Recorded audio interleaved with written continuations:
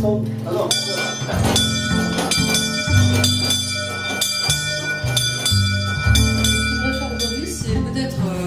déjà rappeler ce que c'est que le craft fou pour ceux qui ne connaissent pas. Et ensuite, dans un deuxième temps, je vais vous parler de l'actu, c'est-à-dire tout ce qui se passe depuis que le livre est sorti. Voilà. Le livre est sorti en fait en octobre. Voilà. Alors, je vais commencer par comme ça. Voilà, donc je me présente, je m'appelle donc Tan, en fait j'ai 52 ans. Et j'ai eu une première partie de ma vie qui était très business, puisque j'ai fait des conseils pendant 15 ans à peu près chez McKinsey, une grosse boîte de conseils que vous connaissez peut-être. Et à 30 ans, j'ai été élue la première femme partenaire en France et la plus jeune du réseau. Ce qui explique une trajectoire assez rectiligne à l'époque. Et à 36 ans, j'en ai eu marre, j'ai voulu faire autre chose. Et à ce moment-là, je suis partie dans les ONG, c'était en 2002. J'avais 36 ans, je voulais donner plus de sens à ma vie, donc j'ai tout quitté pour monter une structure qui est ici dessinée avec le truc au milieu. Et c'était à l'époque une intuition que pour que la planète aille mieux, pour faire des choses positives, il fallait marier la technologie avec les projets qui ont du sens. Et à l'époque, c'était le tout début du Web 2. Je ne sais pas si à l'époque vous voyez les wikis, les blogs, ça n'existait pas vraiment encore. Et moi, j'ai eu la chance de tomber sur les hackers qui décollaient les logiciels de l'époque. Donc je les ai amenés avec moi, je les ai mis dans les cas de WWF, des ONG, etc. J'étais à 1000 lieues de comprendre ces technos. Et l'idée de l'époque, c'était vraiment de marier la techno ouverte, open source, avec des projets qui ont du sens. C'est pour ça qu'on a comparé une abeille, la pollinisation des idées, puisque l'idée c'était de rendre tout ce qui était utile aussi facile à utiliser que possible. Et donc ça a donné aujourd'hui des choses comme Wikipédia, que tout le monde connaît. À l'époque, on nous prenait pour des fous, en disant c'est pas possible de partager des savoirs, ça ne marchera jamais. Et on a démontré que c'était possible. Et aujourd'hui, avec le covoiturage, les grèves, tout le monde fait du blablacar. On s'est devenu marchand, mais au départ c'était un truc non-profit. Même esprit de partage. Donc c'est vraiment cette idée du partage qui était un peu ma marque de fabrique depuis 2002. Et donc, ça, c'est un écoquartier qui était à Londres. Il y avait 82 logements qui réduisaient l'empreinte écologique de moitié sur 250 habitants. Aujourd'hui, il y en a 2 millions dans le monde, inspirés de la même recette. Et donc, on en a fait un. Voilà. On en a fait un en France. Pour ceux que ça intéresse, il y a des urbanistes par ici, c'est à Lens, exactement à Los Angeles. C'est une ville de 10 000 habitants qui est, on va dire, l'endroit le pire où on puisse imaginer faire du développement durable, puisque c'est une ville extrêmement pauvre, avec 7500 habitants, dont la moitié ne paye pas l'impôt sur le revenu. Et bref, on a fait là-bas la même chose qu'à BZ, le truc anglais que je vous ai montré, c'est qu'on en a fait un démonstrateur, une ville open source, de ce que c'est que le durable appliqué au quotidien. Et donc on a fait tout ce qu'on peut imaginer là-bas. Et ce qu'on a fait en plus, c'est qu'on a documenté, pour que les codes sources soient récupérables par nous. Vous voyez, donc c'est vraiment l'esprit. Ce truc a commencé en 2002 et aujourd'hui c'est devenu vraiment le premier démonstrateur français de développement durable appliqué à une ville et qui fonctionne. Voilà, donc ça c'est notre web. Et donc là, c'est Jérémy Rifkin qui a fait son projet pilote en France, le master plan, il l'a fait donc à Los Angeles. Donc c'est juste pour vous donner une idée de cette contamination de, imaginez Wikipédia, mais à l'échelle d'un quartier et d'une ville. Donc c'est ça un peu l'idée du projet. Ensuite, donc, en 2008, il y a eu la grosse crise financière et résultat, je me suis retrouvée effectivement à aider des jeunes, il y en a peut-être ce soir dont ils ne sont pas encore arrivés, c'est Ticket for Change. Je ne sais pas si vous connaissez, c'est un super projet. Ah, voilà. Il y a un ticket, c'est ce que je peux le mettre à main. Un super projet qui a été classé dans les projets d'avenir du précédent gouvernement, qui a gagné le Google Awards de 500 000 €. Donc, on corrige si je dis des bêtises, je crois que c'est ça. Et également, ce projet, c'est simplement un jeune que j'ai eu à HEC à l'époque, Mathieu Dordaillon, en 2010 ou 2011, je crois, et qui s'est dit si je fais une start-up pour moi, ça n'a pas beaucoup d'intérêt. Donc, je vais plutôt faire une start-up pour que les autres fassent des start-up. Et donc, chaque année, il embarque 50 jeunes qui veulent devenir entrepreneurs, ils ne savent pas comment faire, et ils les aident à faire le projet. Moi, j'étais marraine de la première promo, je continue à les aider, et chaque année, ces jeunes-là font des projets remarquables. Toujours axés sur les projets de société, les problèmes. Donc, vous voyez, on a déplacé l'esprit de Los Angeles sur les jeunes. Et donc, on incube des gens qui vont faire des projets qui ont du sens. Et donc ça, Ticket, on est à 250, avec un taux de satisfaction de 92%, je crois. Chaque personne qui est passée là-dedans a vraiment eu un impact. Alors que les incubateurs, en général, c'est 1% de réussite. Voilà, donc ça, il y en a d'autres. WeShare, vous connaissez certainement, c'est eux qui ont été à l'origine de plein de choses avec Antonin Léonard. Donc ça aussi, c'est un jeune que j'ai rencontré à l'époque. Et puis, là-haut, vous avez des gens qui ont fait des codes sources, tout ce qui est la partie des Fab Labs, vous savez, les makers. C'est des gens qui fabriquent des objets. Ça, c'est des gens qui fabriquent des tracteurs. Pour le 10e du coup, tout en open source, les recettes seront en ligne. Et après, vous passez une semaine avec eux, puis à la fin, vous savez faire un tracteur. Voilà, ça, c'est vraiment l'esprit, le partage. Et le troisième exemple, après, c'est François Tadier qui devait venir ce soir, mais j'imagine qu'il est débordé. Donc il vient de sortir un rapport sur la société apprenante, je ne sais pas si vous l'avez vu. Et ce gars-là, moi je l'ai accompagné à partir de 2012 dans son centre de recherche interdisciplinaire, le CRIF, qui est un endroit génial. C'est l'open source appliqué à la science, à la recherche et à l'éducation. Et donc François Tadei, ce qu'il a fait, c'est qu'il a... Bonjour Catherine. Bien. Super. C'est ma thérapeute préférée. Et donc, François, ce qu'il a fait, c'est qu'il a appliqué des protocoles open source à des problèmes d'autisme, de cancer, de toutes ces choses qui sont des maladies de l'apprentissage. Parce qu'en fait, si vous regardez bien, le cancer, c'est un problème de cellules qui sont mal programmées. Donc, c'est un problème d'apprentissage. Et donc, on a appliqué des tas de recherches qui comparent les théories des jeux sur Facebook et ce qui se passe dans les théories viraux, etc. Tous les problèmes viraux, les appliquer à des problèmes de santé, y compris pour le vieillissement de la peau. C'est pour ça que Bettencourt nous a accompagnés tout le cerveau. Voilà, donc pour vous dire là-dedans, vous avez un repère de jeunes hyper créatifs. Ça va depuis Tsinghua University en Chine jusqu'à Harvard, Princeton, on a tous les grands labos du monde entier qui collaborent, tous dans l'open science. Donc on collabore sur les recherches, on collabore sur les protocoles, et après on met les patients dans le protocole de recherche. Donc voilà, c'est la même chose que Wikipédia, mais appliquée à des vrais sujets de société. Ça c'est un truc qui a été fait il y a une dizaine d'années, une lentille optique collée sur un téléphone portable, et qu'on avait bricolé pour faire comme un microscope électronique qui vaut normalement 250 000 €. Alors que cette lentille vaut 15 €. Voilà. C'est le genre de choses qu'on a pu faire avec l'équipe de François. Là, X-Prize, ceux qui connaissent l'innovation, c'est les plus gros prix de hackathon du monde avec des millions d'euros qui sont dépensés à chaque fois. Et leur objectif, c'est de toucher à chaque fois à 10 millions de personnes, notamment en Afrique. Donc ça aussi, c'est avec le prix. Voilà. Oui, merci. Donc Thierry me dit toujours que je parle trop vite. Donc, le hackathon, c'est une contraction de marathon et de hacking. Donc c'est typiquement sur un week-end, comme ce dimanche, samedi-dimanche, on l'a fait au CRI. Et l'idée, c'est que vous prenez des équipes pour leur donner un défi un peu compliqué. Les équipes se mettent entre elles et essaient de gagner, entre guillemets, le prix, soit du projet le plus marrant, soit le plus utile, enfin ce qu'on veut. Et l'idée, c'est qu'il y a un jury qui aide les équipes à faire de la compétition. Et donc c'est collaboratif, c'est fun, pizza, bière et compagnie. Et donc moi j'ai accompagné beaucoup de hackathons, mais toujours avec le but de leur poser des problèmes qui soient utiles. Donc au Vietnam, j'en ai fait par exemple au Vietnam, à Hanoï, chaque année j'en avais une cinquantaine d'étudiants. Et on les a planchés sur les enfants illettrés, les orphelins. Il y a 200 000 orphelins au Vietnam qui prennent la rue de Saigon. Et ensuite des femmes enceintes qui sont dans les bouchons, qu'est-ce qu'on fait quand elles sont en train de coucher, etc. Et donc plein de choses sur des trucs utiles. Et donc l'UNICEF nous a financé pour des projets de recherche sur des enfants, etc. Donc le hackathon, si vous voulez, c'est une manière d'accélérer le prototypage rapide de solutions. Donc c'est des technologies d'innovation, mais appliquées à des problèmes politiques. Et donc on arrive enfin au crapaud fou. Voilà. Alors le crapaud fou, qu'est-ce que c'est? Donc c'est ces petites choses là, qu'on a dessinées un jour, on était bien en forme, enfin voilà. Vous remarquez ce qu'il y a sur la tête, c'est voilà, un débouche-WC. Et c'était l'idée de déboucher les horizons et de déboucher les esprits. De se dire, face à ce qui nous arrive dans la figure, on ne peut pas juste faire le dos rond et dire c'est la faute des autres et nous faire rien. Il faut absolument que les gens se mettent en marche. Et alors pourquoi on a appelé ça le crapaud fou? C'est parce que dans la nature, les crapauds sont une espèce en fait qui vit sur la terre, c'est pas dans l'eau, mais une fois par an ils vont à la mare pour se reproduire. Et évidemment, s'il y a une route au milieu, qui traverse, une voiture, tout le monde est écrabouillé, donc il n'y a plus de crapauds. Et donc quand on a commencé à faire des routes, il y a eu des écologistes qui ont demandé à ce qu'on fasse des crapauducs, c'est pas une plaisanterie, c'est des tunnels sous les viaducs pour les crapauds, en dessous ou au-dessus pour que les crapauds puissent traverser tranquillement. Et donc aujourd'hui, si vous regardez bien sur les autoroutes et les TGV, il y a des trous en dessous pour que les batraciens puissent traverser. Et la question, c'est qui sont ces fous qui vont trouver les tunnels?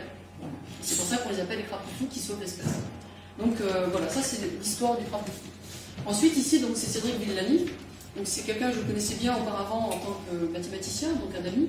Et il se trouve que là, j'étais en train de l'aider, j'étais un peu sa branche ONG, on va dire. Je l'aidais sur un projet de handicapé. Ici, vous avez un jeune autiste aveugle qui était absolument incapable de faire quoi que ce soit, il a 35 ans. Et un jour, un de nos projets, qui est un objet musical ici, qui s'appelle l'OMNI, objet musical non identifié, c'est comme un wang avec 108 touches, vous tapez dessus, ça fait des sons. Et on a été accompagné par les Chinois là-dessus, par des gros financeurs, VEA, etc. Et puis en fait, le gamin est passé, il était dans sa chaise roulante, puis on l'a mis dessus, il a commencé à jouer, et il s'est complètement transformé. Et c'était tellement phénoménal que de fil en aiguille, on a fait aujourd'hui 1000 ateliers avec une centaine d'enfants handicapés, et on arrive vraiment à les faire avancer dans justement l'apprentissage. Donc ça veut dire qu'on a des solutions de empowerment, comme on dit avec Cédric, de donner le pouvoir aux gens de devenir acteurs de leur vie. Et si on réussit avec des autistes, des gens qui sont lourdement handicapés, imaginez ce qu'on peut faire avec des enfants un petit peu hyperactifs ou un peu différents, etc. Et donc avec Cédric, on avait fait un débat à Paris, à la Maison des Métallos en 2016. Il y avait beaucoup de monde, la ville de Paris, des financeurs, etc. Et à la fin, il y a quelqu'un qui est venu nous voir, c'est Florent Massot, je ne sais pas s'il est là, oui, il est là, l'éditeur, qui nous a dit, mais vous faites un tandem étonnant, il faut absolument faire quelque chose ensemble. Et l'idée, c'était de se dire, on va prendre Cédric avec son côté bright mind, esprit brillant, prix Nobel, etc., mais qui n'est pas dans l'opérationnel. De l'autre côté, Tan avec son côté abeille, ticket, etc. Et on va mettre tout ça ensemble.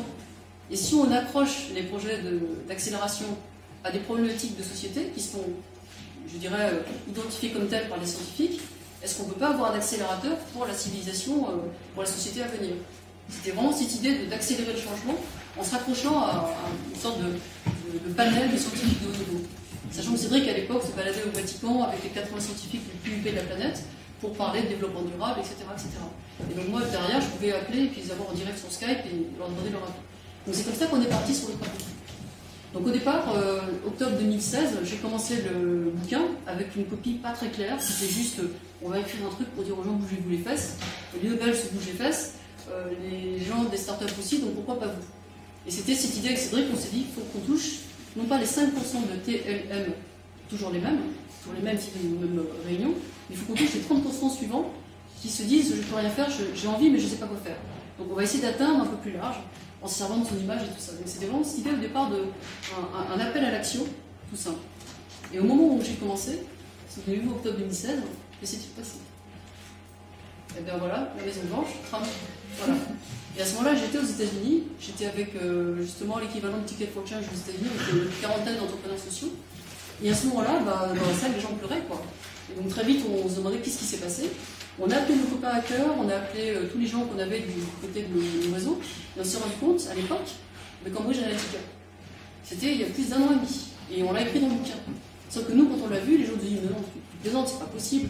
Et bien si, c'était vrai, donc on avait des hackers dans la cybersécurité qui nous disaient, attention, les fichiers vont être détruits, etc., ça va très vite. Voilà. Et donc nous, à ce moment-là, Cédric est parti effectivement en croisade à cause de la même chose en France, parce qu'on avait des élections qui arrivaient. Donc ça, c'est le dessous des cartes, qui est un peu raconté dans le bouquin. Et donc déjà, première chose que j'ai essayé de bien expliquer dans le bouquin, à l'époque, on a mis la main sur ce qu'on appelait les fake news, qui n'étaient pas encore aussi connus que maintenant. C'était toute cette post-vérité dans laquelle les gens à 70% s'informent sur Internet, sur les réseaux sociaux. Et c'est le biais de confirmation dont tu parlais tout à l'heure. C'est-à-dire qu'on va lire les choses qui nous plaisent et on va virer ce qui ne nous plaît pas. Du coup, on va toujours lire ce qui nous confirme ce qu'on pense déjà. Donc si vous êtes légèrement anti quelque chose, vous allez être encore plus à la fin. Et donc beaucoup de gens à Harvard et tout ont dit attention, on est vraiment en train de menacer la démocratie avec Internet. Même Laurence Lessig, qui est le fondateur d'Internet, l'ont écrit. Et donc nous, à ce moment-là, on avait mis la main sur Cambridge Analytica, également sur Breitbart News. Et le point commun entre ces deux-là, c'est que c'est détenu par un mec qui s'appelle Bannon. Je ne sais pas si vous voyez qui c'est. Steve Bannon, le numéro 2 de Trump. Et puis à l'époque, personne n'avait vu venir le coup, mais il était déjà en train de s'installer à la Maison Blanche. Et donc comme il est actionnaire de Breitbart, qui est une agence de fake news, donc c'est des fausses news néo-nazis et complètement anti tout ce qu'on peut imaginer, donc c'est vraiment extrêmement virulent, et c'est surtout extrêmement bien doté financièrement. Et donc quand on a vu que Cambridge était capable d'envoyer des fake news sur chacun des 240 millions d'Américains, avec le message qu'il faut pour le mettre dans son biais de confirmation, vous mettez Breitbart derrière et ça donne ce qu'on a vu. Voilà, donc aujourd'hui on sait que c'est ce qui s'est passé, qui a provoqué notamment aussi le Brexit. Donc, troisième tsunami, dans ma recherche à ce moment-là, j'étais avec Cédric en train d'essayer de comprendre le machine learning, le deep learning, AlphaGo, etc., etc. Et à ce moment-là, fin 2016, c'est le moment où Google a tout basculé en machine learning. Et à ce moment-là, il y a eu beaucoup d'articles de spécialistes qui ont dit on est en train de voir le génie digital ici sortir de sa bouteille. Et ça, c'est pas moi qui l'ai dit, c'est le scientifique sans doute le plus reconnu de la planète, qui est conseiller du Premier ministre néo-zélandais, Sir Peter Bluckman, qui m'a expliqué pendant 1 heure, en long et en large, tout ce qui était en train de se passer. Et il m'a même dit qu'il était très inquiet, il était content que des gens comme Cédric et moi fassions ça, mais qu'on n'était pas assez nombreux. Donc il fallait vraiment que les scientifiques aillent bousculer les gens dans les labos. Laurence de Villers va peut-être arriver. C'est Madame Éthique des robots, hein, donc elle est prof au CNRS, à la Sorbonne, chercheuse au CNRS, et elle était en même temps que Yann Lequin de Facebook, en train de chercher, de faire des recherches sur le machine learning, en 87. Et donc voilà, avec Cédric, on a commencé vraiment à tirer partout tous les gens qu'on pouvait pour travailler sur cette question des machines. Parce qu'en fait, vous avez compris aujourd'hui que la data, c'est l'or noir du XXIe siècle. Qui détient la data détient le pouvoir. Et la data, c'est tout ce que vous laissez dans votre portable, dans votre Google, dans votre Facebook, etc. Aujourd'hui, on parle de données froides, données chaudes. Hein, c'est Antoine qui a pris ce terme-là. La donnée froide, c'est la donnée quantitative. La donnée chaude, c'est celle qui est qualifiée par les émotions. Et la donnée chaude vaut beaucoup plus. Donc la donnée de Facebook, avec ce que j'aime, ce que j'aime pas, etc., ça vaut un certain paquet d'argent. On estime entre 100 et 200 euros par an, en gros, de profit sur vos données. Et donc nous, ce qu'on s'est dit avec Cédric, c'est qu'il faut absolument alerter les gens sur l'Internet des objets, tous ces espions qui sont autour de vous. C'est pas grave si vous savez ce qu'ils font, mais il faut être attentif parce que vous vous mettez dessus. Voilà. Et ça aussi, ça commence à devenir de plus en plus couramment diffusé. Et donc à ce moment-là, on était en février, et donc j'avais rédigé tout ça sous forme d'un contenu assez lourd. Et puis à ce moment-là, avec Florence, on s'est dit, maintenant il faut absolument aller plus vite. Et donc on a invité les 34 crapauds initiaux au trail. Mais pas ici, en fait, à Tourtour, dans la Provence. Et pendant 8 jours, on s'est mis ensemble avec Ticket for Change, WeShare, Thierry, Antoine, enfin on a mis le mieux qu'on pouvait, et ça allait de 21 à 75 ans. Il y avait le plus jeune, c'était la famille Mullier, donc Decathlon, Laurent Merlin, des gens qui font vraiment beaucoup de choses. Et les plus âgés, c'était 2 personnes de 75 ans, Jean-Baptiste de Foucault et Marc Lix, qui eux étaient en fait avec Jacques Delors à la création de l'Europe. Ils faisaient partie des 12 compagnons de Delors. Donc toute cette équipe s'est mélangée, et on a fait quelque chose d'assez inhabituel. On a travaillé sur des trucs aussi bien la sécurité personnelle, le safe space, l'intégrité, c'est quoi nos valeurs. Et quand vous mettez quelqu'un de 75 ans avec quelqu'un de 21 ans, c'est assez disruptif quand même. Et puis derrière, il y avait les data scientists qui nous aidaient à comprendre les enjeux de la donnée pour ceux qui bossent sur les réfugiés, etc. etc. Donc voilà, c'est ça qui est dans le bouquin, un peu résumé. Et donc, le point peut-être à vraiment retenir, ça c'est au web, ça c'est Netflix, voilà. Ici, voilà, la bibliothèque. En contre-fond derrière, vous avez Cédric qui était dans les Balkans. Et pour la petite histoire, le Skype ne marchait pas, donc on a fini par prendre un téléphone portable, le foutre dans une cruche, réellement dans un pot, pour l'entendre. Donc on a rigolé en disant le génie digital est dans le pot. Et le portable marchait, c'était assez étonnant. Ouais, c'était le portable spécial de Thierry qui. Voilà. Et puis là, donc Mathieu Dordaillon, Ticket for Change. Bref, le bouquin qui existe, et puis là-bas, c'est vrai qu'il était avec nous, aussi avec des gens avec le pas. Et donc nous, ce qu'on a retenu, c'est vraiment ce point, je l'excusais, Jean l'a bien dit tout à l'heure, c'est qu'aujourd'hui, changer tout le monde, ça ne marche plus, ça ne veut plus rien dire. Parce qu'il y a trop d'histoires, il y a trop de narratives. Donc dire je veux changer tout le monde, ça veut dire je ne fais rien. Et changer chaque personne à la fois, une par une, c'est trop lent. Donc qu'est-ce qu'on fait? Ça, c'est Seth Godin, qui est le grand gourou du marketing de la Silicon Valley, qui le dit. Il dit pour faire le changement, faites la culture. Il dit la culture bat la stratégie. Mais comment est-ce qu'on fait la culture, me direz-vous? Et bien la réponse, dit-il, c'est de faire des cohortes. Et une cohorte, c'est quoi? C'est un groupe de gens qui sont intimement liés, entre 5 et 30 personnes, on va dire, ou à peu près. Des gens qui vont se synchroniser et prendre tout le temps qu'il faut pour être sûr de partir ensemble dans la même aventure. Qui peut être difficile, compliqué, on ne sait pas où on va, mais on se synchronise et on est sûr qu'on laisse personne sur le chemin. C'est ça qu'il appelle la cohorte. Donc on a vachement travaillé là-dessus pendant le séminaire des trails. Donc Asma, qui est arrivée, je ne sais pas si elle est pareil, a travaillé beaucoup sur les aspects de développement personnel, de wholeness, d'authenticité, d'intégrité. Ça rejoint d'ailleurs ce qu'on discutait avec Catherine et ton groupe, hein, pour les copines qui sont venues aussi. On travaille aussi sur l'être, sur nos propres bobos, nos problèmes, nos failles. Certains ont des problèmes d'hyperactivité, d'autres d'être un peu trop doués, et d'autres de ne pas tenir en place, d'autres des problèmes de boulimie, etc., etc. Donc c'est là-dessus qu'on est parti, pour que les personnes soient entièrement dans le processus. Voilà. Et donc, je vous donne un exemple de ce qu'on a vraiment documenté dans le bouquin. Il y a avec nous une dame qui s'appelle Fabienne Casalis, qui est chercheuse en neurosciences et qui est spécialisée sur l'autisme. Et donc, elle, son travail, c'est notamment de travailler sur ces courbes ici de Europe du QI, typiquement. Et vous avez, je sais pas,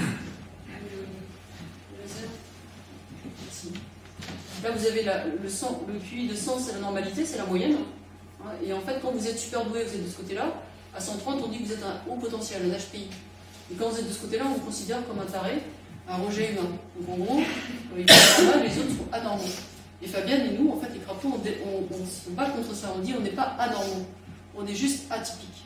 Et quand on est atypique, on peut être borderline, on a plein de talents, on est différent, et c'est ça qu'il faut valoriser. Donc au lieu de casser les gens qui sont de ce côté, c'est prendre ce qu'ils ont de différent pour le valoriser. Et ceux qui sont de ce côté-là, c'est pas si simple, comme dirait Arnaud Chaput, qui est aussi un des crapauds. Il dit, en fait, quand on est par exemple borderline ou qu'on est HPI, c'est un package. C'est qu'on hérite à la fois des avantages et des inconvénients. Donc les nuits sans sommeil, les trucs, les gens qui s'automutilent, etc. Donc tout ça, ça fait partie des choses qu'il y a dans le package. Voilà. Et donc nous, on travaille là-dessus pour vraiment montrer que si on aide ces gens-là, et ces gens-là, ensuite on va remonter, c'est là qu'on va trouver les 30% de gens qu'il nous faut. Parce que là, en gros, vous avez 1% de gens, 1% de gens, et nous, le boulot du crapaud, c'est d'aller recruter aux extrêmes, pour ensuite remonter la courbe, pour commencer à faire échelle. C'est ça vraiment le fonctionnement du crapaud, il est vraiment là. D'accord? Voilà, et là j'ai mis Singa qui est aussi sur la diversité. Il nous dit voilà ce qui est différent, ce qui est divers, crée de la valeur. C'est ça la recette pour les crapauds fous, trouver des tunnels qui pourront nous trouver une solution par rapport au tunnel. Voilà, donc après, ça c'est un truc que j'ai mis parce que c'est un peu une de mes marottes. Ça c'est un copain vietnamien qui s'appelle Chris Dobrich, je ne sais pas si tu connais, qui avait fait le Saigon Hub. Et il a fait beaucoup de startups au Vietnam, toutes à orientation sociale. Et en fait, sa particularité, c'est qu'il est aveugle, à 95%, il n'y voit pas. Et là, ce qu'il a fait, c'est que le message ici, c'est que le cerveau est un muscle et ça se travaille, par rapport à ce que je vous ai montré juste avant. Et lui, en mettant cette espèce d'outil open source qui s'appelle le TDCS sur sa tête, quand il médite, il fait 1 heure de méditation par jour, ça stimule les neurones miroirs qui sont là, on en a 10 000 en moyenne, à moine comme Ricard en a 40 000. Et lui, en méditant, ils sont défabriqués. Et aujourd'hui, il voit. Il traverse maintenant les rues à Saguenay tout seul.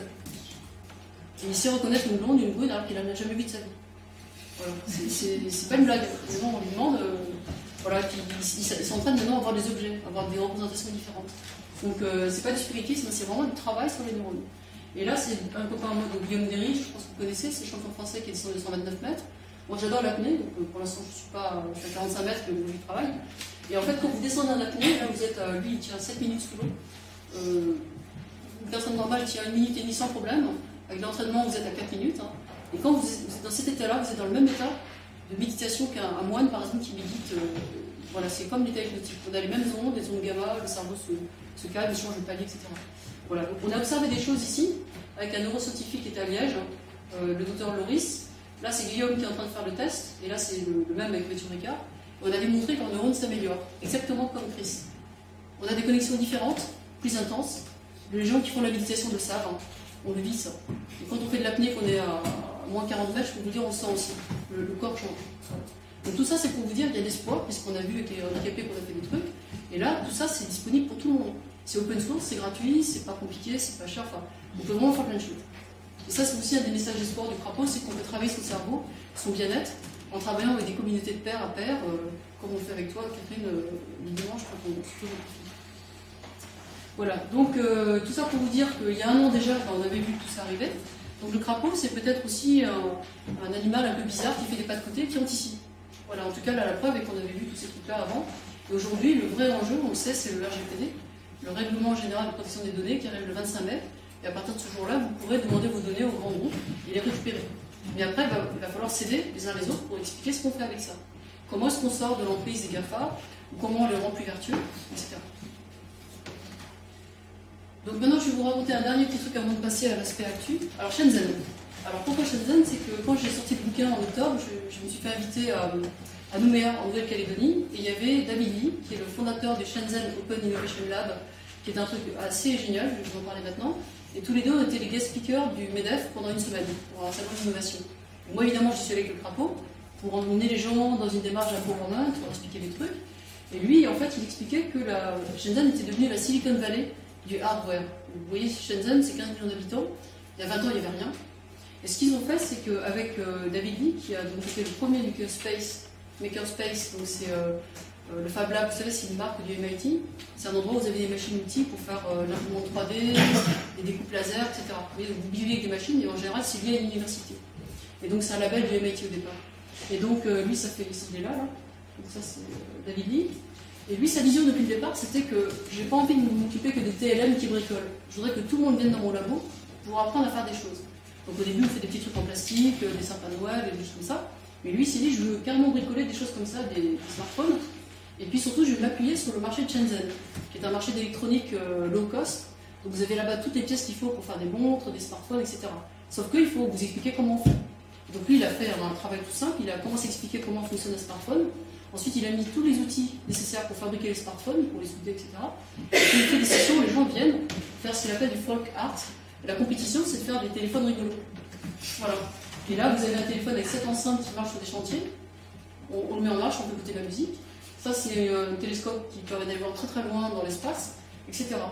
Et en fait, ce qu'il a fait également, c'est qu'en plus de faire ça, il a tout documenté en disant ce qui compte, c'est les kits de survie. C'est-à-dire qu'il faut que les gens puissent récupérer la donnée qui a été faite pendant l'hackathon et le faire ailleurs.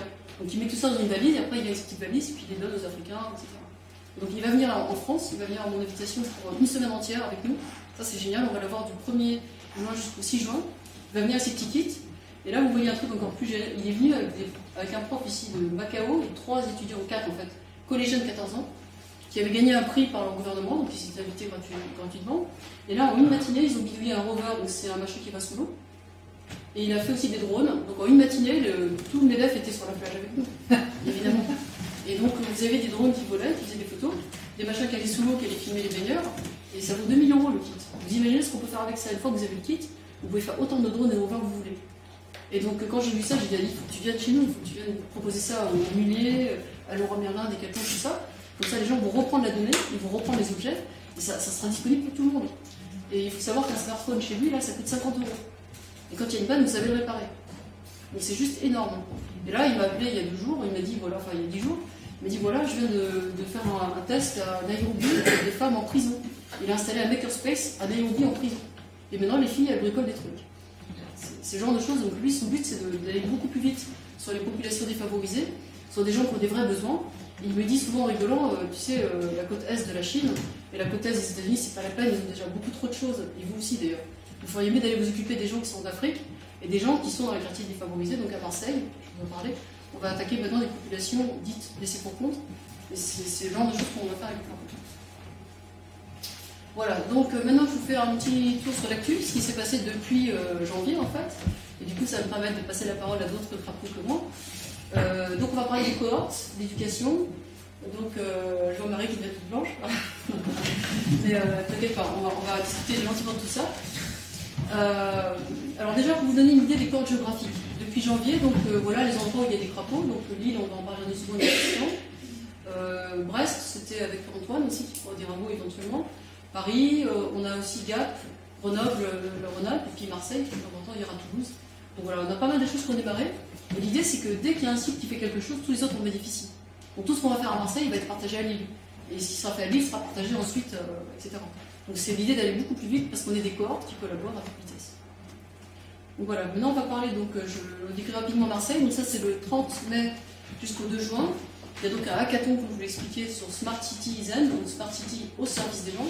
Donc ça, c'est avec ST Microelectronics, c'est donc pas mal de moyens techniques. Et la personne qui dirige ce truc-là, c'est Guy Silic, qui est un ancien instructeur de l'éducation nationale, qui est en train d'essayer d'installer des Fab Labs dans tous les collèges de France. Et donc lui-même, il vient de passer à la retraite. Son Fab Lab à Aix, chaque année, il fait rentrer presque 2000 personnes. Il y a les fondations locales, il y a le Petit Frère des Pauvres. Ils emmènent des gens des quartiers défavorisés de Marseille dans les labos de Guy. Et donc on a eu une couverture de France 3 qui sera là pour toute l'opération. Et cette fois-ci, ce qu'on a prévu, c'est de faire passer donc, ici David Lee. Donc moi-même, je vais expliquer le crapaud. Et puis là, on a l'AFPA, je ne sais pas si vous connaissez. C'est l'organisme de formation professionnelle qui a quand même 8 millions de mètres carrés, qui sont dans toutes les villes de France. Et leur but, c'est de former les gens pour les reconvertir à 200 000 personnes par an. Et c'est notre partenaire. Et donc, ils vont venir avec nous. Et évidemment, l'idée, c'est de mettre tout ça au service de l'emploi, etc. Donc là, on crée plein de possibilités dans un endroit où il y a beaucoup de choses à faire pour réhabiliter des friches et tout ça. Voilà, ça c'est le hackathon. Et si vous êtes intéressé de venir à Marseille, d'ailleurs, globalement, peut-être qu'on pourrait faire ça, on va faire Aix et Marseille en même temps. Donc une cohorte à Marseille et une cohorte à Aix, et ensuite le hackathon à Aix. Donc évidemment, tout ça sera filmé, on va tout récupérer, et ensuite l'équipe prend la bagnole et monte à Lille. Donc on va monter ensemble, on sera 2 ou 3 voitures pour venir faire le hackathon de Lille. Donc là, je vais passer la parole à Christian. De quoi veux-tu que je parle? Explique ça. Voilà. Donc, bonjour à tous, je me présente, je m'appelle Christian et je suis un crapaud fou lillois. Et j'ai rencontré Tan après la Château Bouquin, un peu par hasard, je veux dire. Et puis je l'ai invitée à venir à Lille. Comme elle a, je ne sais pas si vous l'avez entendu, parmi les 34, il y avait des gens du Nord, ce qu'on appelle l'AFM, la famille Mullier. Alors, je pense que ça vous parle tous. Donc, j'ai parlé un petit peu de l'histoire qui s'est élaborée, j'ai envie de la présenter un peu comme une recette. On a essayé d'assembler un certain nombre d'ingrédients. Et donc, la première chose, ça a été un un alignement tout d'abord entre un terreau entrepreneurial, toutes ces entreprises que vous connaissez, en fait, de nom, hein, Auchan, Leroy Merlin, Decathlon, mais beaucoup d'autres, sont des entreprises qui sont dans l'esprit de beaucoup comme étant toujours présentes depuis qu'on connaît les marques, elles sont présentes. Et en fait, quand on discute avec elles aujourd'hui, avec tous ces gens qui sont vraiment entrepreneurs, il y a une constante. Quand vous discutez avec les gens qui doivent parler de leur stratégie, de leur avenir, ils disent une chose très simple et très lucide: nous sommes foutus. On est foutus, c'est-à-dire que si on continue à appliquer les recettes qu'on a utilisées pour construire nos empires, et qu'on veut les appliquer dans le monde qui vient, eh bien on est mort, parce que ça ne va pas marcher. Donc face à ça, vous avez des gens qui sont vraiment, vraiment très en écoute. Donc on a rencontré les patrons de ces structures, on leur a dit qu'est-ce qu'on peut faire. Et en fait, ils nous ont indiqué le deuxième ingrédient, c'était la deuxième étape. Ils nous ont dit, nous on ne peut rien faire. Par contre, ce sont les jeunes. Donc allez voir des gens qui vont former les futurs cadres de ces sociétés, allez voir les gens qui forment qui les ingénieurs, qui les responsables des écoles de commerce, et ainsi de suite. Donc ils nous ont indiqué une source qui était assez évidente quand on est à la région lilloise, c'était d'aller voir l'Université catholique de Lille. Alors l'Université catholique de Lille, bon, ça vous parle peut-être pas, mais je vais vous donner simplement quelques chiffres. C'est 5 universités, c'est 20 écoles, dont l'EDEC, l'IESEG, HEI, l'ISA, qui sont des écoles vraiment aujourd'hui nationalement connues. Et ils nous ont dit, allez voir ces gens-là, et essayez de les rencontrer, et parler avec eux, essayer de voir ce qu'on peut faire. Et donc c'est ce qu'on a fait un jour, c'était la troisième composante, je veux dire là c'était un peu, vous savez sur la recette c'est le petit poète qui fait la différence. Et là je veux dire que travailler avec Tan c'est un vrai plaisir, parce que je ne sais pas si vous l'avez déjà vécu en rendez-vous, mais c'est quelque chose. Donc on arrive chez Pierre Giorgini, le président recteur de l'université. Donc un monsieur que certains d'entre vous connaissent, pour vous donner un peu le portrait, c'est une personne qui était l'ancien VP Innovation d'Orange, donc quelqu'un qui en impose, au-delà du fait qu'il pèse 140 kilos. Donc quand on rentre dans son bureau, on est un peu menu. Puis finalement, j'accompagne Métal, elle commence à discuter avec lui, et donc elle lui propose, elle fait ce que je viens de lui dire là, puis qu'est-ce qu'on peut faire? Moi je ne savais pas ce que Métal allait lui proposer, et finalement j'étais un peu en observateur, et puis finalement ce qu'elle lui a dit: Monsieur le Président, est-ce que vous accepteriez de nous donner votre université pendant 2 jours pour qu'on puisse la hacker?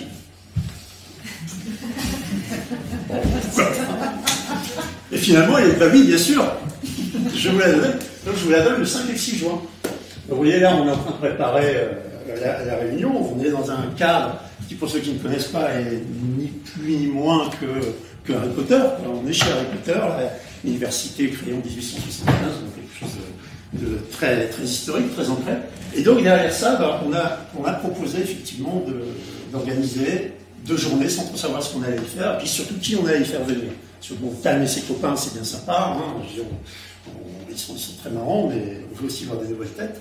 Puis on a rencontré quelqu'un qui est là-bas au fond de la salle, là, qui est un petit barbu qui se cache à l'angle, qui s'appelle Nicolas, et qui me dit: ah, moi je connais quelqu'un, c'est ce monsieur-là. Alors je ne sais pas si ça vous parle, et c'est un monsieur qui s'appelle Gunther Paoli. Alors pour certains d'entre vous, ça ne me parle pas beaucoup, mais enfin, sachez simplement que ce monsieur, on a coutume de l'appeler un peu le Steve Jobs du développement durable. Donc il s'est rencontré avec Tan, et là je ne veux pas rentrer dans le détail de la rencontre, mais je pense qu'on pourrait en parler aussi, un journée-jeu à Paris au Bristol, c'est ça? Bon, voilà. Et là effectivement la mayonnaise a bien pris.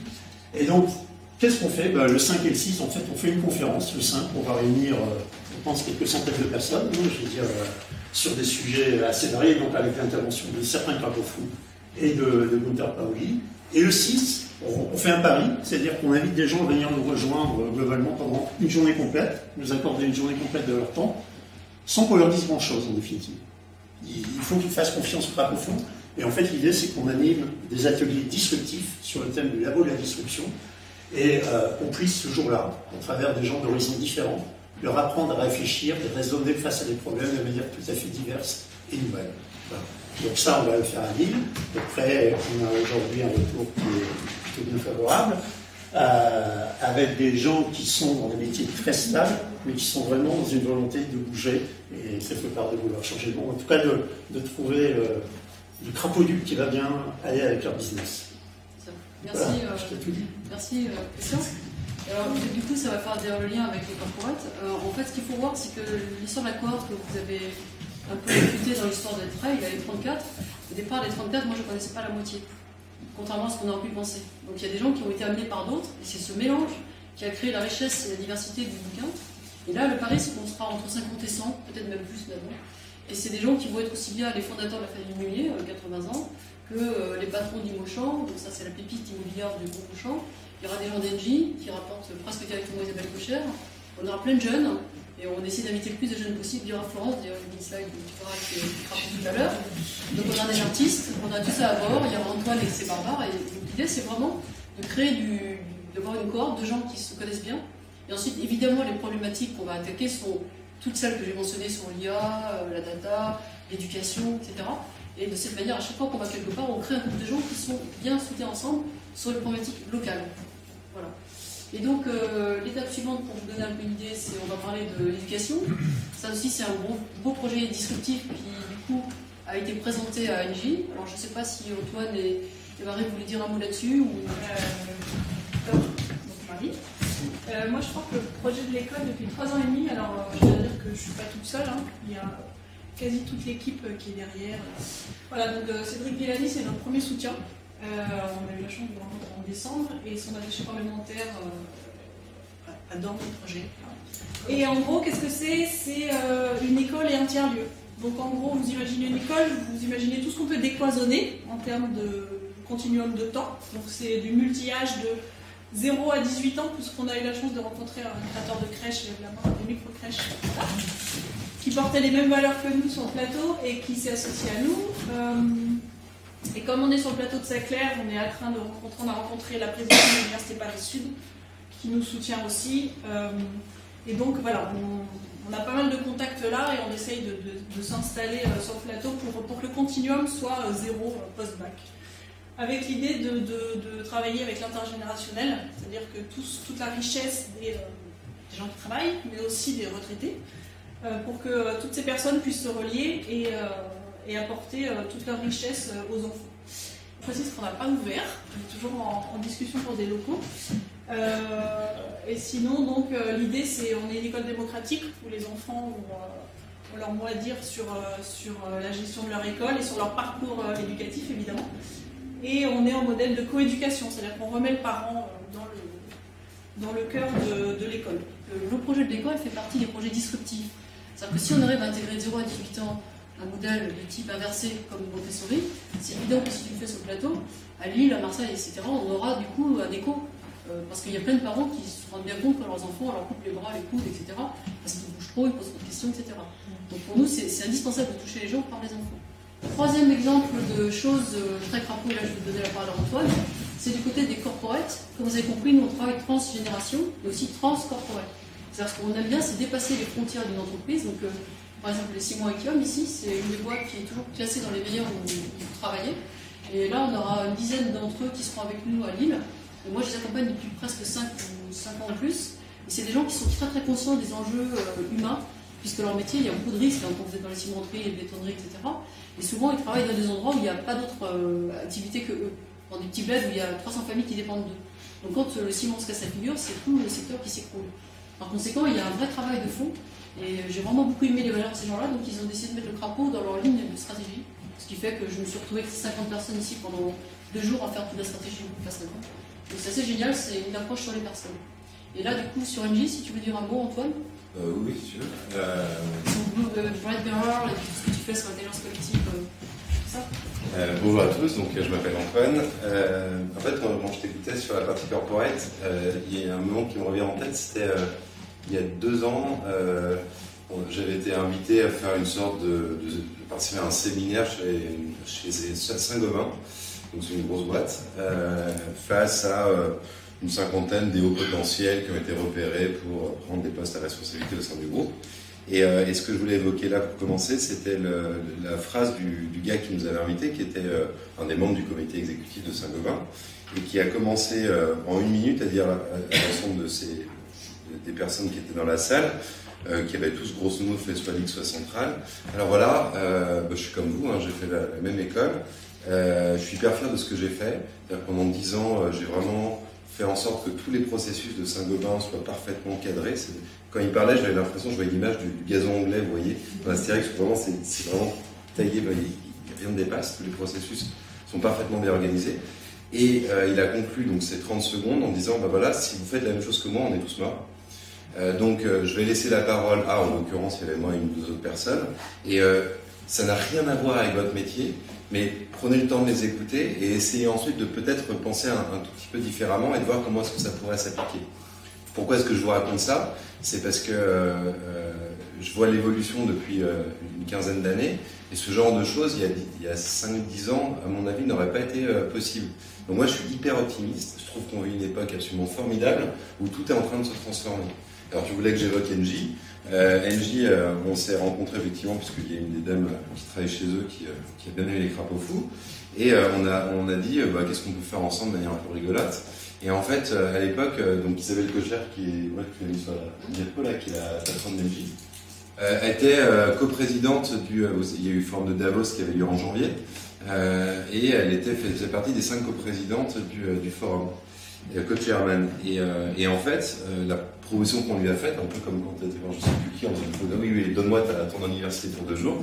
On lui a dit en fait, ce qu'on pourrait faire, c'est que vous allez forcément devoir parler, et les éléments de langage que vous allez utiliser, normalement, c'est ceux qui sont préparés par votre cabinet lui-même, préparés par votre département de stratégie. Nous, ce qu'on vous propose de faire, c'est de mettre en place une mécanique au sein d'Engie pour que ceux qui le souhaitent préparent justement ce qui va être dit à Davos. Et donc, en fait, on a créé une source alternative basée justement sur l'intelligence collective des 150 000 personnes du groupe Engie, donc il y a quand même beaucoup de monde, donc ça fait beaucoup de gens très intelligents, qui eux-mêmes ont permis justement d'alimenter Isabelle Cocher sur ce qu'elle racontait à Davos. Et je trouve que c'est intéressant de constater que des patrons d'entreprise sont capables d'aller jusque-là aujourd'hui, ce qui n'était pas forcément le cas, encore une fois, il y a de cela un certain temps. Donc, comme tout ça fonctionnait bien, on a continué. Donc là, on essaye d'avancer sur une perspective avec des groupes comme Engie ou d'autres de codéfinition de la vision stratégique de l'entreprise à 10 ou 15 ans, mais qui soit animée par l'ensemble des collaborateurs de ces groupes de taille relativement massive. Donc on s'accompagne d'un certain nombre de technologies pour justement permettre de mettre en place tout ça, mais ça fonctionne plutôt bien. Et le but du jeu, c'est donc d'utiliser l'intelligence de chacun. Alors là, c'est sur la partie essai, pour clore, parce que tu voulais que je dise un mot de Bright Mirror. Donc moi, je travaille chez Bluenove et on a un logiciel d'intelligence collective. Donc on met en situation pour justement accompagner ces projets de transformation. Et Bright Mirror, je ne sais pas qui d'entre vous dans la salle connaît la série Black Mirror. C'est bien le futur qui est décrit dedans. Hein. Ouais, ça donne hyper envie. Donc Bright Mirror, le concept, c'est le contraire. C'était de se dire, on en a un petit peu marre justement de proposer des scénarios exclusivement pessimistes. Ça se comprend d'un point de vue de fiction, parce que c'est beaucoup plus simple de créer un scénario fictif, négatif, que quelque chose de positif, ne serait-ce que parce qu'arriver à une conclusion qui serait genre on est tous d'accord, le ciel est bleu, bon, c'est pas super génial de regarder ça pendant 1 heure, mais est-ce qu'il y aurait quelque chose à faire? Et donc le concept qu'on a élaboré et qui commence à avancer en fait relativement vite, c'est de se dire on va faire de la co-scénarisation de l'imaginaire positif. Et donc on a commencé de manière un peu petite, hein, on a fait un premier événement au Lab RH, il y avait une 50aine de personnes, on en a fait un deuxième qui a eu lieu récemment. Là, il y en a un troisième qu'on organise finalement avec le ministère de l'Environnement sur la ville de demain qui va avoir lieu le 30 mai au Hall Civique. Et puis il y a d'autres événements qui sont anticipés, où le but c'est de mettre dans une salle un certain nombre de personnes, ça pourrait être vous, et de vous mettre en situation d'écrire. Donc de ne pas vous mettre dans une situation d'argumentation, genre oui, non, pour, contre, etc. Mais de comment est-ce que je peux m'abstraire de toute forme de contrainte et libérer mon imaginaire pour imaginer le monde dans lequel j'aimerais vivre demain. Et quand on constate, et je terminerai avec ça, mais la qualité de ce qui est produit par chacun d'entre nous mis en situation d'écrire, donc il y a un protocole qu'on a mis en place, hein, avec des gens qui racontent quelques histoires autour du sujet pour déjà affronter un peu la peur de la page blanche, avoir quelques premières idées. On a une auteure de science-fiction qui appartient au collectif Zanzibar, pour ceux d'entre vous qui aiment la science-fiction, donc le plus connu c'est Alain Damasio, et qui travaille aussi justement sur ces problématiques de passer sur des formes de fiction positive, pour justement donner des conseils d'écriture, parce qu'on n'est pas tous à l'aise avec justement un papier et un stylo. Et l'idée derrière, c'est que les gens se mettent en groupe de 2 ou 3 et arrivent à produire un texte qu'ils vont lire à l'ensemble de la salle à la fin. Ça marche hyper bien parce que les idées qui sont à l'intérieur sont loin justement du ciel et bleu. Je vous donne un exemple. Dans la dernière session qui a eu lieu au Tank, une des nouvelles, c'était une jeune femme qui doit avoir 13-14 ans, qui est au collège, elle est en train de devoir lire Madame Bovary, et elle s'ennuie. Et donc, ce qui est mis en évidence dans cette nouvelle, c'est de dire, voilà, elle a son IA portative qui lui donne des instructions, etc. Elle dit, bon, ben voilà, ça m'ennuie, Madame Bovary, tu me conseilles quoi? Donc l'IA la renvoie d'abord sur le fichier Wikipédia, je sais pas quoi, pour lui donner un peu d'éléments de contexte. Ça marche pas. Et l'IA, finalement, lui la renvoie vers une vidéo qu'elle avait prise, que ses parents avaient prise quand elle était à Grenoble en vacances il y a cela quelques années. Et dans cette vidéo, en fait, pourquoi elle lui envoie cette vidéo-là? Parce que elle ressentait à ce moment précis exactement ce que ressent Emma Bovary. Donc elle comprend Madame Bovary. Donc en fait, l'intelligence artificielle, utilisée de cette manière-là, la pousse à concevoir l'acte de lecture de manière différente et à avoir envie justement de creuser et d'aller jusqu'au bout d'une lecture qu'elle considère jusqu'à présent comme étant absolument inintéressante au possible. Et dans toutes les nouvelles qui ont été écrites, je vous en donne une, je pourrais vous en raconter une vingtaine d'autres, parce que j'ai tout lu avec le plus grand intérêt. Il y a des pépites de ce type-là. Il y a comment est-ce qu'on peut transformer justement ce monde, tu évoquais les différentes tsunamis de technologies qui peuvent potentiellement nous dépasser, mais comment est-ce qu'on peut faire en sorte de conserver le monde à hauteur d'homme et de continuer à avancer avec ce monde qu'on est en train de créer. Donc l'objectif final de ce projet, que je pense qu'on atteindra, c'est de faire en sorte qu'on soit 1 milliard de personnes à écrire dans le monde entier des imaginaires positifs. Et une fois qu'on l'aura écrit, on sera capable de se projeter dedans. Et une fois qu'on sera capable de se projeter dedans, je vous fais à peu près confiance pour être capable de trouver les mécaniques à mettre en œuvre pour être capable d'y arriver. Donc voilà ce qu'on est en train de mettre en place. Et je reboucle avec la partie corporate, parce que c'est celle que tu voulais que j'évoque. Le concept est très porteur, parce qu'il a la confluence d'un certain nombre de valeurs qui sont l'optimisme, de la volonté, on y va, l'appel à l'imaginaire, l'appel à l'art.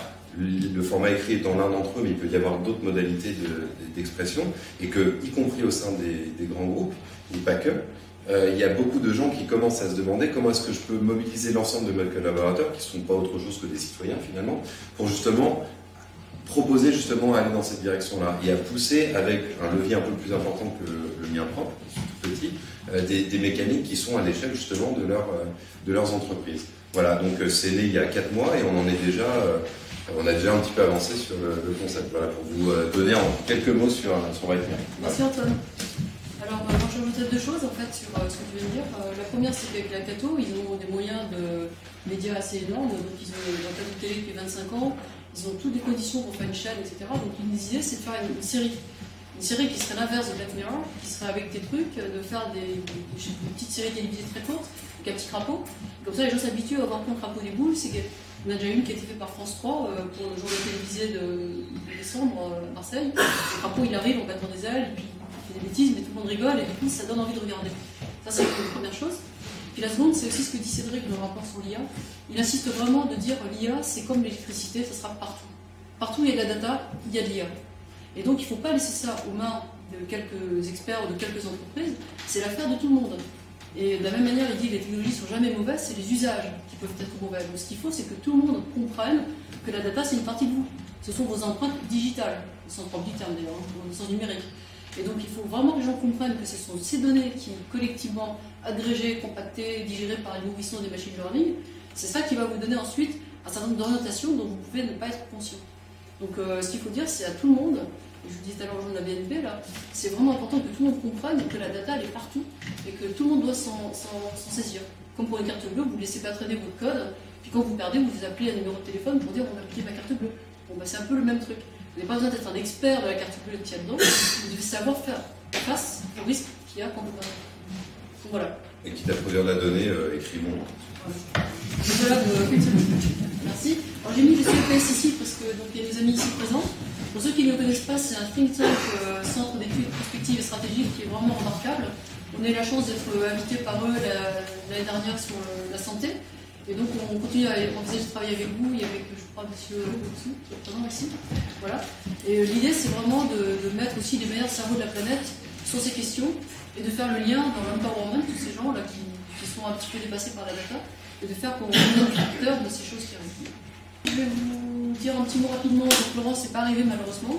Laurence de Villers est ici présente. Donc c'est elle, Madame Éthique des robots, qui avait fait des études, elle était thésarde à l'époque en machine learning en même temps que Yann Lequin de Facebook. Et elle, en fait, elle s'est spécialisée vraiment sur la partie éthique. Et là, elle travaille avec des machines, des petits robots, pour voir comment on leur apprend des choses, comment on leur désapprend, comment on repère des biais de confirmation, etc. Et puis comment on peut les utiliser pour des personnes âgées, etc., etc. Donc elle fait des travaux remarquables et beaucoup de vulgarisation. Elle fait aussi des bouquins. Donc vraiment, c'est quelqu'un qu'on aime beaucoup, qui viendra à Lille et qui viendra aussi avec nous à Darmstadt.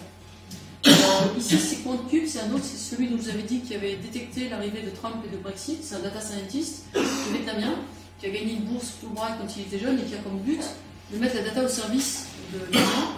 Et donc c'est une boîte qui était au départ une fintech qui marche très très bien. Ils viennent de faire une très grosse levée de fonds avec des fonds souverains. Et en fait, lui, il a décidé de mettre une partie de son chiffre d'affaires au service de la Banque mondiale, de l'UNDP, des Nations Unies, etc. Et donc il fait partie de nos crapauds les plus fidèles. Voilà. Et là, c'était le hackathon de ce week-end. Ici, donc ça, c'était le hackathon de ce week-end dont je vous ai parlé, qui était de mettre l'IA au service de l'inclusion. Donc il y a une équipe qui a fait un chatbot pour travailler sur des gens qui ne savent pas lire et écrire, par exemple. Ensuite, donc, parce que le temps passe, j'ai mis ici une page qui m'est chère, et je pense que Catherine reconnaîtra le titre, devenir artiste de sa vie. Voilà, parce qu'en fait ici j'ai mis deux personnalités qui sont connues pour être borderline, c'est un trouble particulier, donc je ne vais pas faire de la psychologie ici, mais c'est des gens qui ont, par exemple ça se traduit par la boulimie ou de ce genre de comportement, des gens qui sont hyper engagés en bien ou en mal, ont tendance à être tout ou rien du tout, donc dans la fuite ou dans la colère, enfin ce genre de choses, et moi je trouve que je tombe là-dedans. Voilà. Et donc c'est en me soignant sur ces problèmes-là que j'ai fini par tomber sur Catherine, ça m'a beaucoup aidé, ça m'a beaucoup fait avancer, donc il y a Clara ici présente, Audrey, d'autres filles qui sont venues nous voir, c'est vraiment génial, on a vraiment partagé plein de choses sur ces façons d'être, qui sont que du coup on est condamné à toujours créer, toujours avancer. Et puis là, c'est une magnifique œuvre ici, c'est Florence, qui veut bien lever la main. Voilà, c'est Florence. Une crapaud ici qu'on a trouvée dans la barre par hasard et qui nous accompagne maintenant, qui a dessiné ça. Voilà, donc la dernière planche que je voulais présenter, donc du coup, je ne sais pas si vous voulez dire un petit mot, le petit trio du Dalai Lama, là, ou Florent, ou Sophia, ou... Ça, c'est le projet le plus dingue, que je trouve le plus dingue de tous. Le message du Dalai Lama à la jeunesse, il tient absolument à le faire. Et il s'est trouvé que c'est Sophia qui l'a écrit. Et aujourd'hui, ce message, en fait, est traduit dans plein de langues. En anglais, ça existe. 15 langues différentes, 25 pays. Là, ça vient de sortir en Angleterre. Ça va sortir aux États-Unis, en Allemagne, tout ça dans les mois qui viennent. Et c'est formidable. Et c'est très... Enfin voilà, il y a beaucoup de croisements avec eux. Et du coup, on a reçu cette invitation complètement incroyable grâce à Proac en fait. Et Sophia d'être invitée à Darmstadt à la fin de l'année pour aller rencontrer Dalai Lama et lui parler de toutes ces crapaudineries, toutes ces choses qu'on fait, pour montrer qu'on fait bouger les choses. En préparation d'un événement en 2020, je ne sais pas si vous voulez dire un mot là-dessus. Quoi? En fait, si vous me demandez qu'est-ce que je vais faire, aujourd'hui je vous dis j'en sais rien du tout. Mais par contre, je sais qui vont être dans cet événement. Et c'est pas moi qui l'ai décidé du tout. C'est la demande du Dalai Lama de rassembler les Nobel, rassembler les scientifiques, et rassembler les penseurs pour prendre à bras le corps, en fait, les problèmes de l'humanité d'aujourd'hui. Donc, on sait qu'on aura une grande salle, on mettra tout ce monde-là ensemble, on les fera bosser, hein, mais comment ça s'organise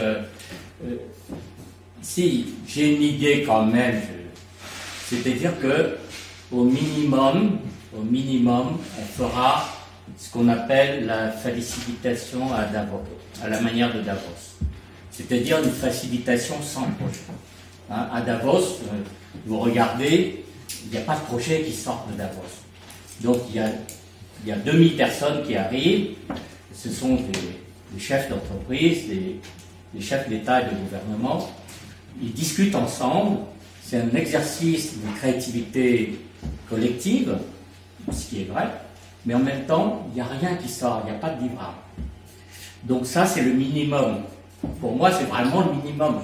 Et au fond de moi, je serais très déçu si on sort avec ça. Donc, j'ai envie, en fait, de les faire bosser, c'est-à-dire d'avoir de vrais projets concrets et qu'on sorte avec des livrables. Donc, je suis en recherche aussi, non seulement de thématiques, de gens qui posent ce sujet, mais aussi, je voudrais constituer une vraie équipe de facilitation internationale pour faire justement pousser les gens dans leur retranchement et sortir des livrables de cet événement. Et c'est un événement qu'on refera chaque année, j'espère. Donc, première édition qui sera, comme on dit, Proof of Concept, octobre 2019. Et après, le plus tôt possible, je voudrais passer la main. C'est-à-dire que mon rôle, c'est aussi former la relève, et je veux le faire simultanément. Il y a deux choses qui sont importantes pour nous. L'empowerment. L'empowerment, c'est on tire vers le haut. On tire vers le haut qui, justement, la relève. Et là, on a cette chance incroyable de pouvoir rassembler tous ceux qui sont devenus des autorités morales ou des autorités en matière scientifique et technologique. Les Nobel et les scientifiques, les savants comme Cédric Villani ou François Cattei et d'autres, ils ont une carrière et aujourd'hui ils représentent quelque chose. Et c'est important qu'ils puissent tirer les jeunes et la relève. Et c'est un peu mon rôle aussi, c'est-à-dire, j'ai envie de ça. Ça, c'est l'empowerment. Mais l'empowerment seul ne suffit pas. C'est-à-dire, on forme les têtes bien faites, mais il faut aussi les connecter ensemble, les faire travailler ensemble en intelligence collective. L'intelligence collective, c'est pas seulement, comme je l'ai dit, sortir des livrables, c'est pouvoir le mettre en exécution. Et là, il y a quelque chose d'extrêmement important. C'est le premier niveau, la coopération. Le deuxième niveau, c'est plus que la coopération, une vraie collaboration. Le troisième niveau, c'est une alliance entre des organisations, entre des collectifs. Cette alliance va aboutir justement à des choses concrètes qui sont à la hauteur des enjeux et des problèmes de notre temps. Et donc voilà. Merci. Juste dire quelque chose, parce qu'en t'écoutant, je me disais, alors comment ça va se passer, comment on va faire se rencontrer ton discours et toutes ces thématiques-là, avec le Dalai Lama, avec son discours à lui, qui évidemment n'a pas les mêmes références, ni le même vocabulaire, mais qui est un discours qui est centré sur la conscience, sur notre humanité intérieure, et en fait donc ce qui nous réunit à un niveau très profond au-delà, je pense, des formes, et que cette rencontre, elle va être rendue possible parce que, en fait, quand on parle du Dalai Lama, on pense peut-être que c'est un religieux, et il l'est en effet, mais je crois que c'est la personne la plus réaliste que j'ai rencontrée. Et qui a ce réalisme de l'humanité, d'une conscience qui a été entraînée, puisque toute sa vie, au fond, à travers la méditation, ça a été l'entraînement de l'esprit. Et ce petit livre, c'est un livre qui fait une 60aine de pages, en fait c'est le 4e que j'ai écrit avec lui, et qui est arrivé dans une réflexion. Le Dalai Lama, ça fait 25 ans, donc un quart de siècle que je l'ai rencontré pour la première fois. Et devant les problèmes du monde, il m'a semblé qu'il pouvait être un témoin et qu'il avait un discours qui nous permettait de revenir à l'intérieur de nous-mêmes pour chercher des solutions. Alors j'ai entendu le mot d'optimisme, et le Dalai Lama est un grand optimiste en disant que l'optimisme, c'est pas de nier les difficultés et de nier les problèmes, mais c'est de se concentrer sur les solutions. Et que ce monde qui est à l'extérieur de nous, il est le reflet de ce que nous sommes. Et c'est pourquoi d'ailleurs la rencontre qui aura lieu à Dharamsala en novembre, j'ai proposé qu'on appelle Better We et Better World. À savoir que donc la transformation qui part de l'intérieur de nous pour transformer le monde. Et ce qui m'avait beaucoup frappé, je finirai avec ça, c'était les 80 ans du Dalai Lama. Il était au festival rock de Glastonbury, invité par Patti Smith. Et lorsqu'on lui a demandé quelle était sa solution donc c'était 2015, quelle était sa solution pour le réchauffement climatique, il a répondu la paix intérieure. Alors, comment est-ce qu'on arrive de la paix intérieure, qui est un état d'esprit, à un phénomène géophysique comme le climat? Je peux vous laisser réfléchir à ça. En quelques mots, c'est que l'action humaine qui, à notre époque, est celle de l'Anthropocène et qui est responsable de ce réchauffement climatique, et l'action humaine, elle a sa source dans l'esprit humain. Donc en fait, si on transforme l'esprit humain, et si dans l'esprit humain, on est capable de se reconnecter avec sa paix intérieure, donc, et toutes les valeurs de générosité et d'altruisme, l'action qui a sa source dans l'esprit humain va aussi être une action qui portera ces valeurs. Donc cette rencontre Better We, Better World, qui est en préfiguration donc des rencontres ultérieures. Et en fait, elle a été demandée par le Dalai Lama. On était tous les trois dans le Ladakh, au nord de l'Inde, et pour un entretien pour ce livre.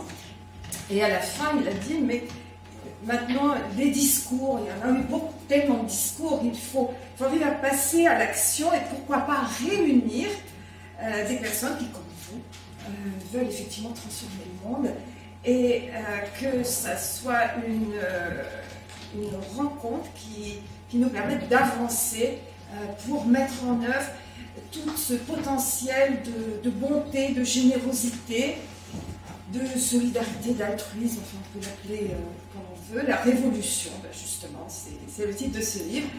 Mathieu Ricard aussi nous appelle à la révolution altruiste, et cette révolution du Dalai Lama, c'est la révolution de la compassion. Je voudrais juste 3 mots sur ce livre, qui n'est pas du tout un livre bouddhiste, pas du tout. C'est-à-dire que dans le briefing que le Dalai Lama a fait à Sofia pour qu'elle rédige, il dit c'est centré sur les découvertes scientifiques, sur les expériences de vie commune que nous partageons tous, et troisièmement sur le bon sens. Donc, en résumé de ce livre, c'est les découvertes scientifiques, les expériences communes que nous tous vivons en tant qu'êtres humains, et le bon sens. Merci. Alors, pour terminer, peut-être, je crois que ce qu'il faut voir aussi, c'est qu'il peut y avoir des gens qui vont nous dire les Lama, le problème avec les Chinois, machin, c'est pas bon pour les marchés, etc. Donc, ça a été géré de manière assez astucieuse, au point où le Dalai Lama a dit je vais m'auto-détruire, mais je n'apparaîtrai pas sur le truc final. Je veux bien convoquer des gens pour provoquer cette prise de conscience, et après je disparais pour pas gêner les Chinois, première chose. La seconde, c'est que, étant avec un background business, c'est clair qu'on va se dire, mais bon, les Lama c'est bien gentil, le papier, tout ça, mais so what? Parce que c'est avec ça qu'on bouge le monde. Mais il se trouve que dans la plupart des crapauds que j'ai rencontrés dans les grandes boîtes, que ce soit chez Engie, chez les Meuniers, ou même avec des chercheurs François Taddy, par exemple, il y a beaucoup de personnes qui ont déjà pas mal progressé et qui se posent ces questions. Et quand je disais à François qu'on avait une invitation au Dalai Lama, d'aller voir le Dalai Lama, il m'a dit tout de suite, moi je viens tout de suite.